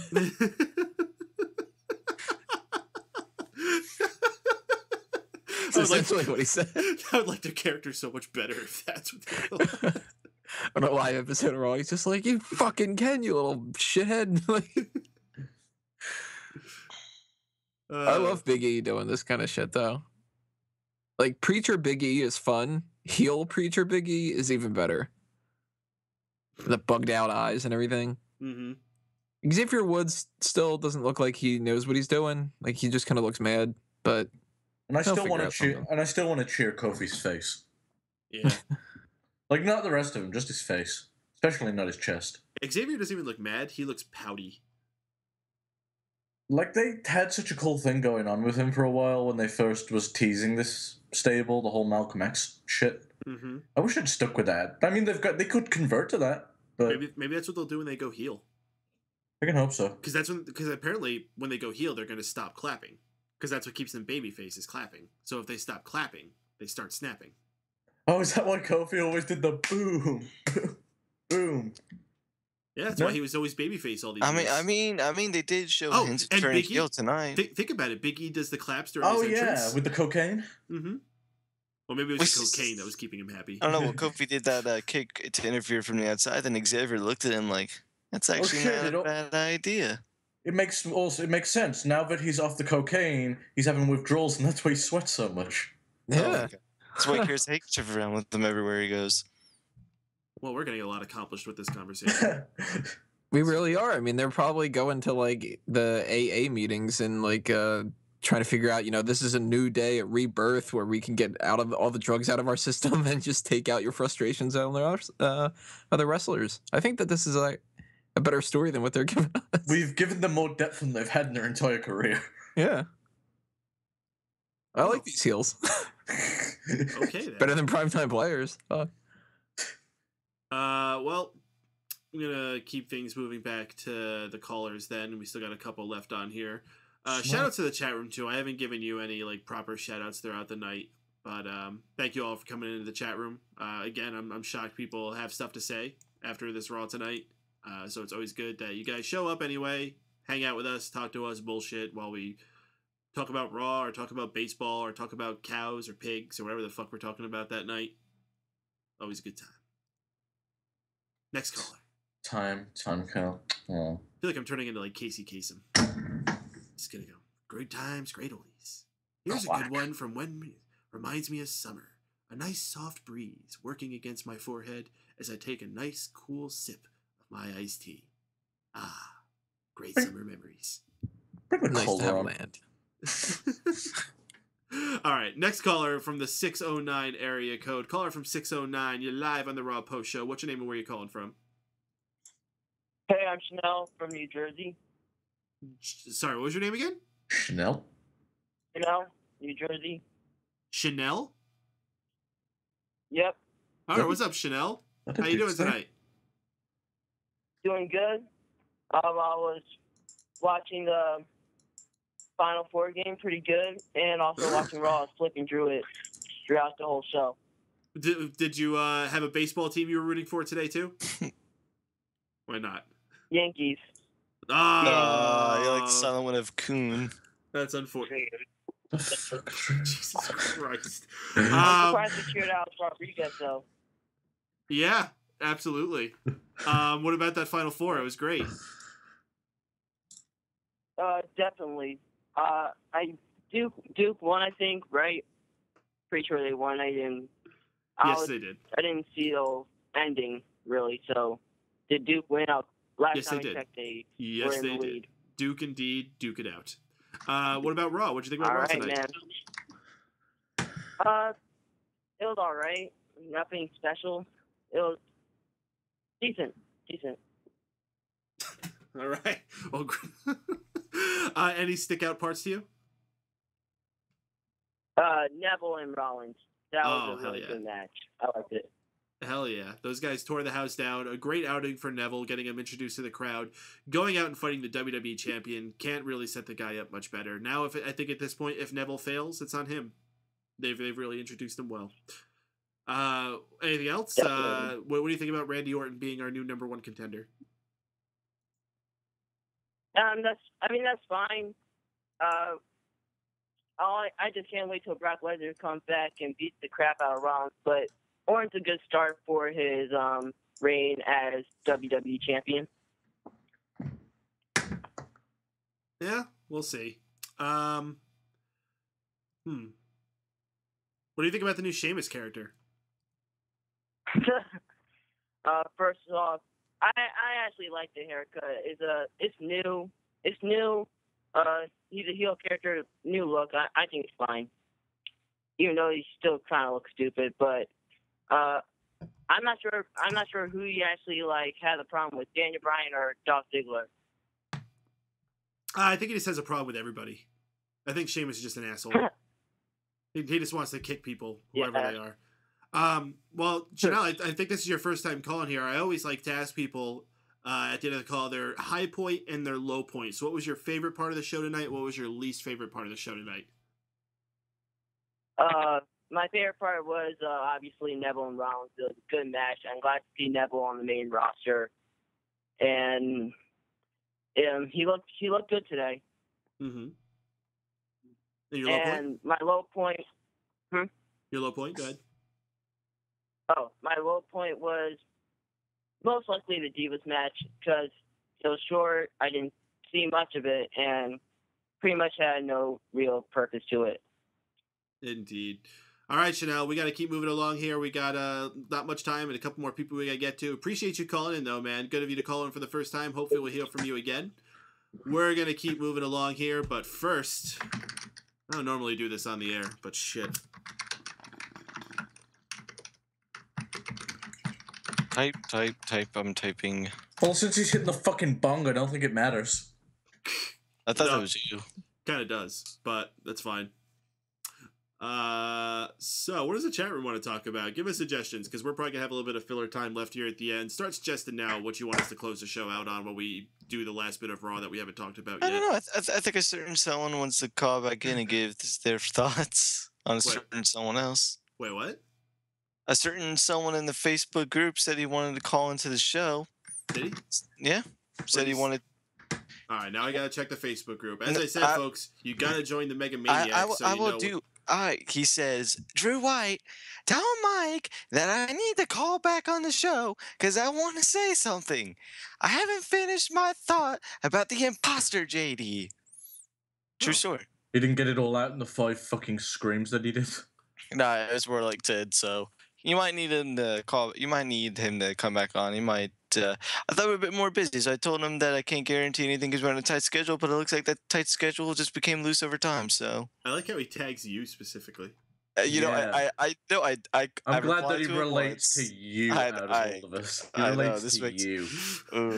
All right, well let's bring him on. Let's see what he's got to say. A couple of Jeff, you back with us? Yeah, I'm back with you guys. Mike, yes. Imposter JD thinks he's crazy. If he thinks he's crazy and calling in this house, calling in your radio, he is sorely mistaken because me and the real JD, we talked tonight, and I know that that JD I talked to tonight is the real JD. That imposter is a piece of shit, man. He is totally a piece of shit. And next week, if he calls here again, I'm gonna say something. I am going to say something really to his You're gonna have a crossword with him. Yeah. Guys, is this the real Jeff? I don't know. We always have 2 people calling. I don't know. I don't know if this is the real Jeff. Wait, Drew, are you insinuating that we have 2 different Jeffs calling in? I don't know for sure, but it seems we don't have Jeff calling twice. This is out of the ordinary. I think we have a JD situation all over again. Huh. Jeff, is that you? I am talking, guys. I'm Jeff. I am talking about JD. If the imposter JD thinks he's gotten away with this, well, guess what? Me and my client are ready next week. And next week, if he thinks about calling in, guess what? Me and him are gonna get it. Something's wrong about this, Jeff. Wait, the real Jeff's not Jeff. Wait, guys. And he says he is the real Jeff, so this isn't Jeff. No, I think this is not Jeff. This is not Jeff. Wait, is it not Jeff, or is it not Jeff because this is Jeff? No, if it's not Jeff, it would be Jeff. That's a double negative. I don't know. This is a tricky situation.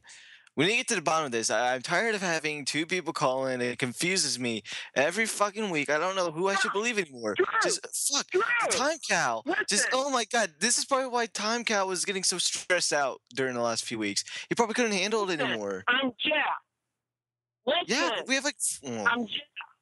Jeff, hold on. I gotta put you on hold for just a second. I just noticed that we got another caller coming in. I have to keep the area code discreet because of the important nature and private business of this guy. It is Cliff Clefton, Private Eye. We need to get him on the show here. Cliff! Yes, this is Detective Cliff Clefton. How are y'all doing tonight? Oh, great, Cliff. So glad that you could make it in this evening to get back to us. So I understand that you've been continuing work on the JD versus not JD case. Oh, yes, but before I say anything further, I heard y'all lost a valuable member to your team last week, and I would personally like to offer my condolences. Oh, thank you. Oh, thanks, dude. That's appreciated. Yeah, now, my office has been keeping tabs on your radio show for the past few weeks, and I am pleased to report that we do have some important information to share regarding some of your callers. Now, I must warn you first that some of these findings are indeed rather disturbing, so I must caution you to keep an open mind, Mr. Powers. I could do my best. All right. Now, first of all, regarding your regular caller, one Mr. Jeff, as he calls himself, I don't know if he's still on the line there. He calls himself Jeff. Well, I have discovered that, in fact, his real name is not, after all, Jeff. I've discovered his true name is John. His name is John and not Jeff. He's been lying. Wait a minute. You told us he's not Jeff? Yes, that's right. Now, he is not Jeff. His, in fact, name is John. He's been lying to you this entire time. Now, with deep-rooted deception like that, I believe his credibility is absolutely zero. Now, if he can't tell the truth about a simple thing like his own name, then I doubt he's telling the whole truth at all. I was hoping that he'd be able to share some expert witness testimony, but as it stands, unfortunately, I can't believe a word that man says. I don't think I could trust him as far as I can throw him. And to be honest, with my bad back, I shouldn't be throwing anybody. Wow. This is an incredible development in this case. I mean, Jeff is the attorney for one of these JDs, and we've been relying on him to represent him, and he's been fighting really hard. But my gosh, this just turns everything upside down. I don't know who's dirtier. I don't know who's dirtier, the imposter JD or his attorney Jeff, quote unquote Jeff, or John, or not Jeff, or whatever he's calling himself this week. So what you say? We got that man says. You think we got a syndicate of con artists on our hands here? Well, that very well could be the case, Mr. Powers. I'm not sure. I'm not ready to speculate on that matter yet. But regarding this imposter JD situation, it is indeed quite a pickle. My office has been monitoring your program, as you were aware of. Now, my team has performed a voice analysis examination on those two callers. I'm happy to report that we have, in fact, reached a conclusion. We have tested both voices, and we have found a match. Seems that the fake JD is the one who called into your show first tonight. His voice pattern is not consistent with the exemplar clips that you provided us of the known actual JD. What? Now, I'll just let that sink in for a minute. That's correct. The very first caller that you had, the JD, that was, in fact, the imposter. See, some weeks I'm not sure. Sometimes I think it's the first caller. Sometimes I think it's the second call. What, guys, where do you stand on this? Man, this is Cliff Clifton. When we sought him out because he was the best of the best when it came to private investigators. You gotta believe him. You gotta believe him. You can't. I mean, you got to agree, right, Tony? Cliff has never steered anybody wrong, from what I know. So his track record speaks for itself. I know. I know. I've seen the commercials. I've seen the bus stop chairs signs. Like I've seen them all. I've heard the whole shtick. No, this is why I got Cliff, because Vince. I have those connections. He says he's the best of the best. They use him for a lot of their investigations and stuff. So Cliff knows what he's talking about. I think I gotta go with him. It's a little weird. We might need to know for sure next week. But as of right now, Clifton knows what's up. And thank you, Cliff. I'm so glad you came up to this investigation. I do appreciate your confidence in me. I have been doing this a very long time. I have developed my skills over several years, so I appreciate your confidence. I do think that this is very big evidence, and we're going to have to confront both of those gentlemen with this, and at least give them a chance to defend themselves. I mean, these are very serious allegations here. Now, Cliff. Well, I don't know what's going on there in Pittsburgh. I don't know what's going on in Pittsburgh. Perhaps it's something that they're drinking in the water out there, but that whole area seems to be full of tomfoolery and nonsense. Steers and queers, and there's no horns on anyone out there. Nah, I'm not arguing with that fact there.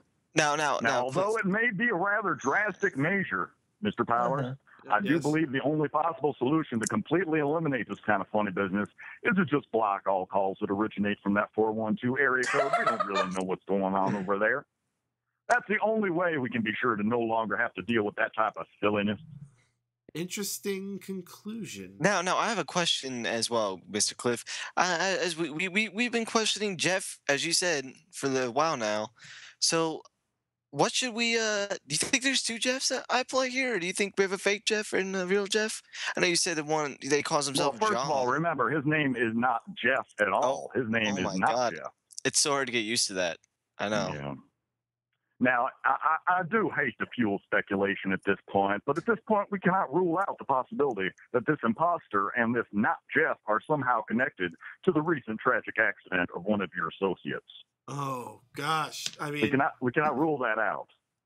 But what would be the motivation? I mean, why would anybody want to hurt Time Cow? All he does is moo. I can understand trying to be somebody else, but why would you want to hurt a cow? That tells time. That is a very good question. I think Mr. Imposter and Mr. Jeff have that to answer about next time. Oh, they have a lot of explaining to do. Well, we're gonna have to handle this another time. We actually still have Jeff on the line. John, or not Jeff at this point. The actual. I am so confused. Cliff, we appreciate you calling in and dropping this bombshell on us. Thank you, Cliff. I'm so glad we got you. Thank you very much, Mr. Powers. I will talk to you next time. We will be in touch again soon. thank you very Actually, much, gentlemen. wait, you still there? Yes, I am, sir. All right, Mr. Clefton. I think depending on how this plays out, if this truly is factual, everything you're presenting to us here, I think we're going to be very much in need of your services again. Because we do need to know. Absolutely, I'm always willing. We need to know what happened to Time Cow, because this is an event that it's heinous. Like, why would anyone hurt a cow? Our cow. That's very true. It's very sad. It's a very sad day. When my secretary informed me of the happenings from last week, I was very sad. Have you ever dealt with cows before?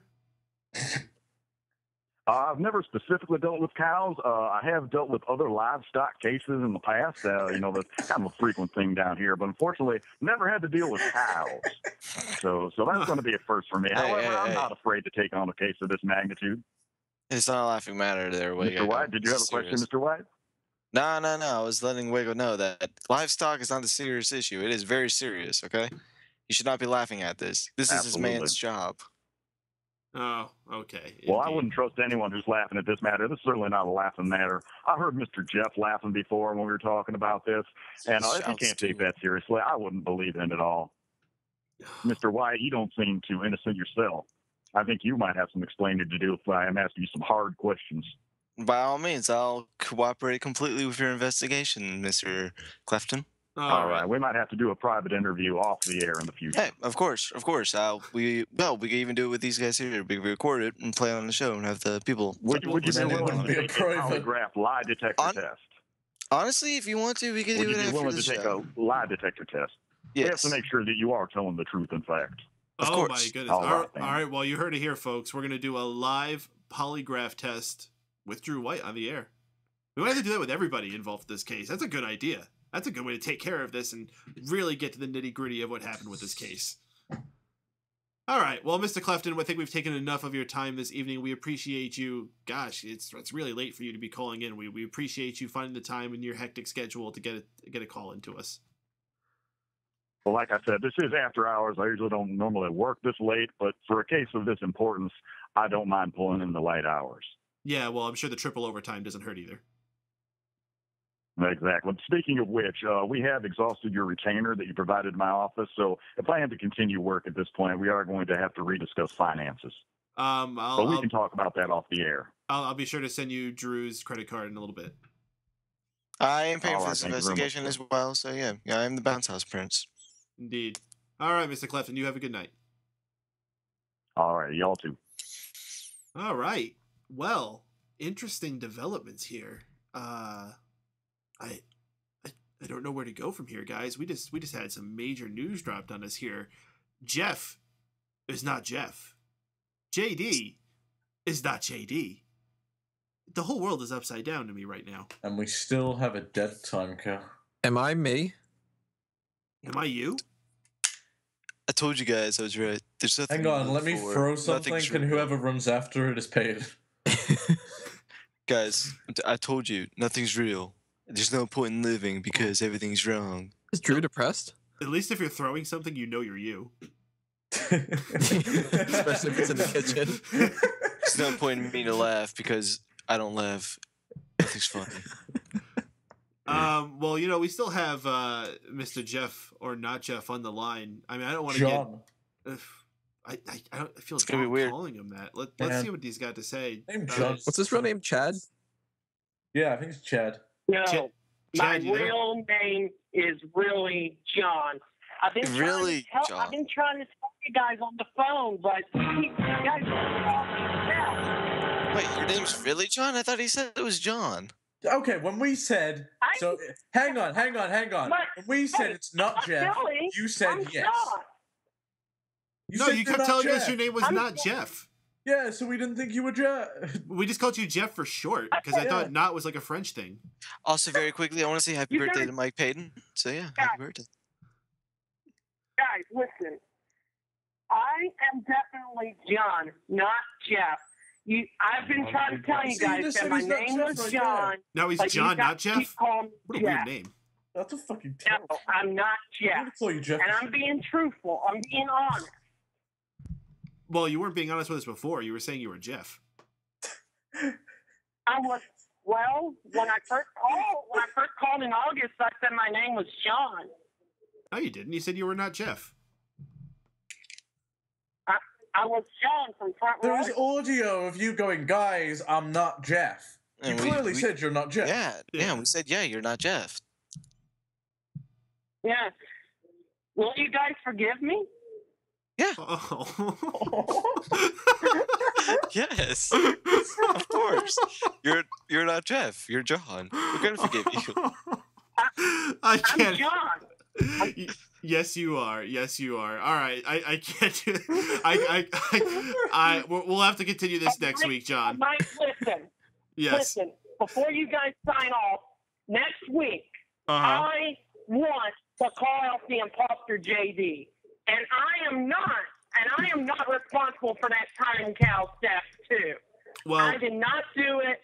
It's not my fault. I signed off before you guys called the show off, and I was not the one in the truck. You signed off. I was at home.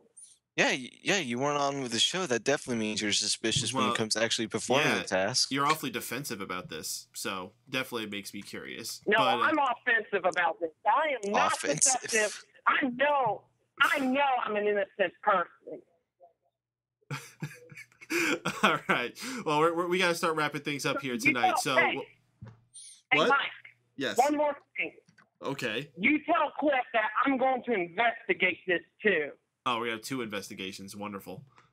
Okay. Well, we'll be looking forward to your testimony, Jeff. We'll talk to you next week. All right.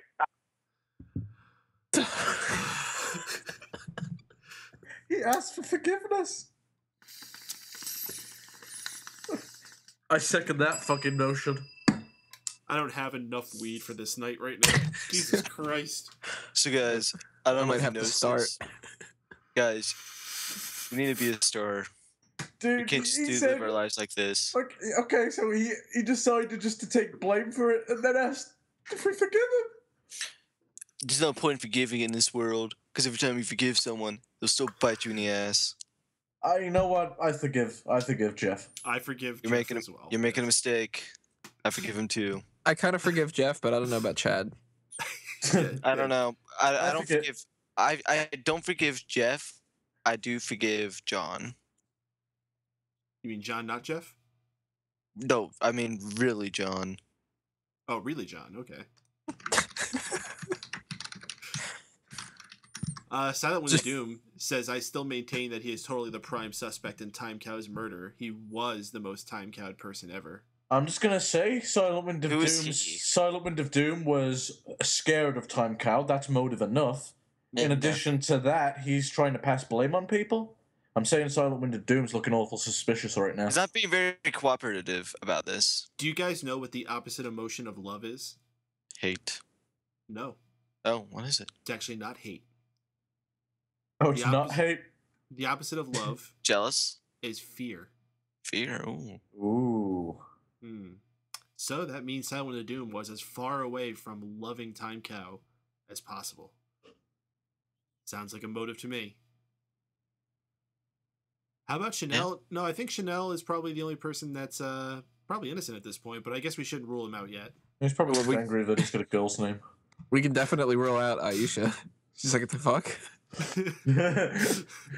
No, That's a good alibi. Maybe that's why she's disappearing. Oh, trying to run away from the scene of the crime. Yeah, she's got to skip town. Lay low for a little while. That's why she was so secretive about what she had to seriously. Guys, this is Time Cow. This isn't something to be laughing about. We lost a cow, damn it. Hang on. So, Jeff, Silent Wind of Doom brings up a point. Now that Jeff is not Jeff and is John, does that make Silent Wind of Doom Jeff? I don't know. This is like Inception levels now. I have to disagree with you, Silent Wind of Doom. Actually, I don't think Miguel or Sean are innocent. I definitely have them on my list. Yeah, definitely Miguel. I mean, he didn't break his neck and die when everyone voted for it.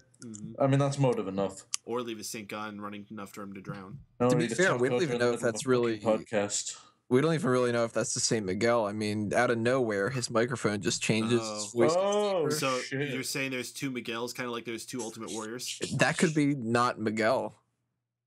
I hope there Jesus, isn't too many I just knots. hope there isn't fucking 2 Ultimate Warrior outros by Miguel. This just got a lot more layers. Holy shit, we still have some stuff about Raw to talk about. Oh my god, we do. This one sucks and this sucked. Well, we had New Day versus Lucha Dragons. That was actually kind of fun. Another exhibition for Lucha Dragons to go out there and do the Lucha thing. Yeah, I'm high on this. Okay. I guess no one has, sounded like everyone had something to say and then no one had anything to say. I'm high on the team. Go on, the team? The only thing I could think of when I think of New Day is that New Day sucks, just like everyday life. It sucks. I'm high on Lucha Dragons. I want to see them get a title shot. Did you smoke them?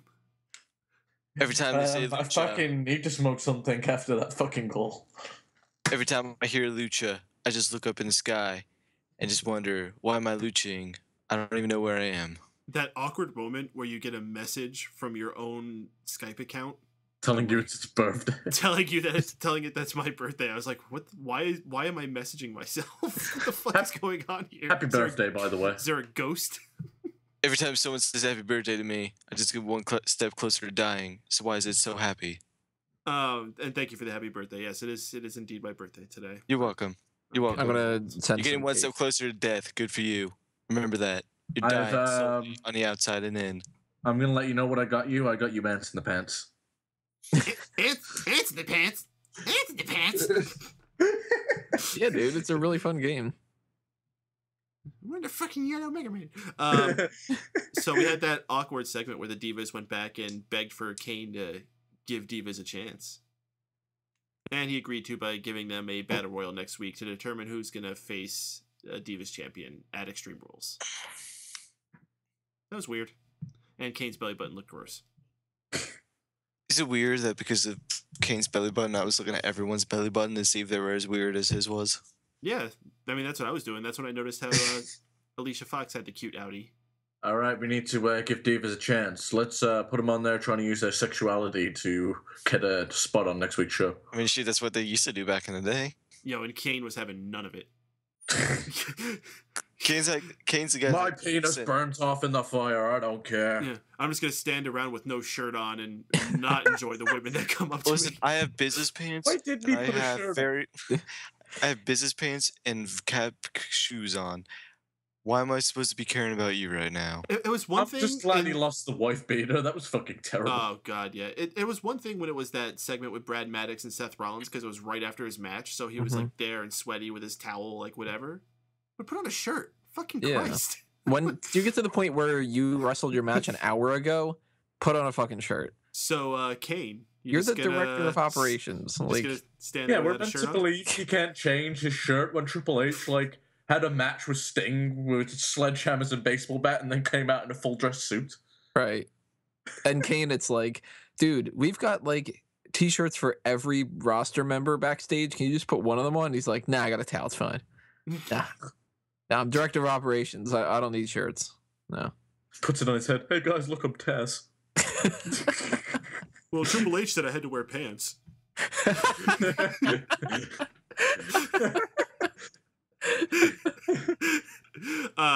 Sheamus had an exhibition for his heel persona against Mark Henry. I like his new package. I like his new music. His new look an is grown exhibition up. and you like his package. Yeah. There you go. I still think he looks a little stupid. Yeah, I thought it'd be one of the. I actually liked it the first week. Now I dislike it. And I really don't like how he has that spotlight thing and he comes out with fella, and it's just like, dude, you lost me already. He could have just went and it would have been better. Fella, it's kind of a weird thing to shout. Yeah, it's very, I don't know, not intimidating at all. It's one thing when he says it in his promos. It could be kind of cool if he uses it right, but to just scream it like that, it's right. stupid. If he referred to people as fella in a condescending sort of way, it was just you shouldn't step in the ring with me, fella, I'd be fine with that. But him just being like, guy, at the beginning of his entrance is fucking stupid. Yeah. Man, what's up, bro?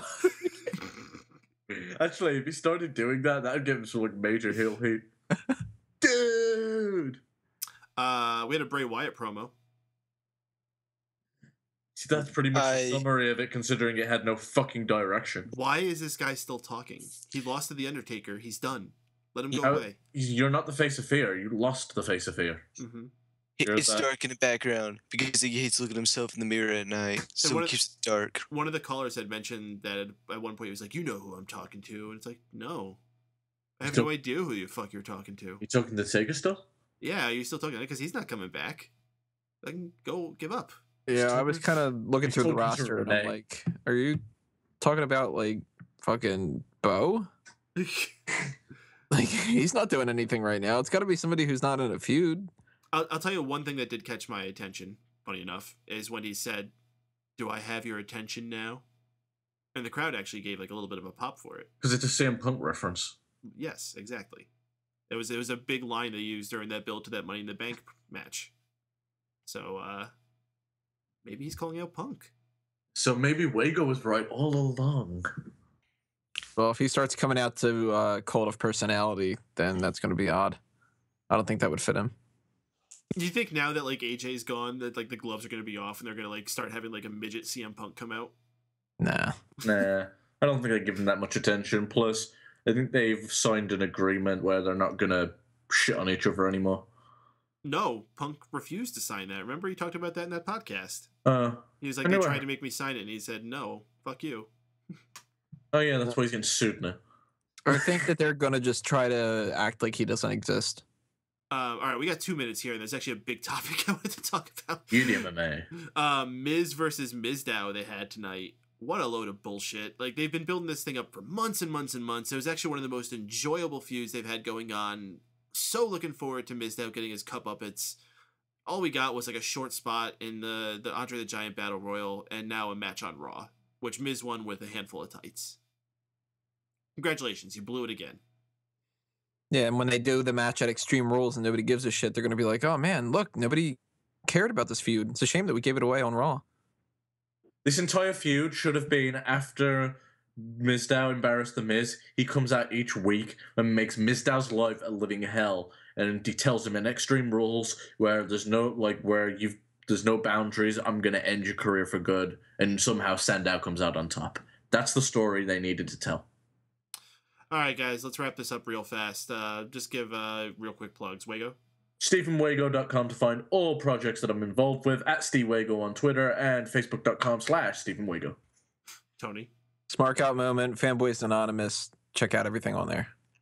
All right, and join us every single Monday here for the most interactive post-Raw experience available, the Raw Post Show here on MegaPowersRadio.com, but we're also on iTunes, Stitcher Radio, YouTube, SmartOutMoment.com, and lots of other places where podcasts are found. Have a good night, everybody. Thank you for joining us for this packed edition of the Raw Post Show. See you next week.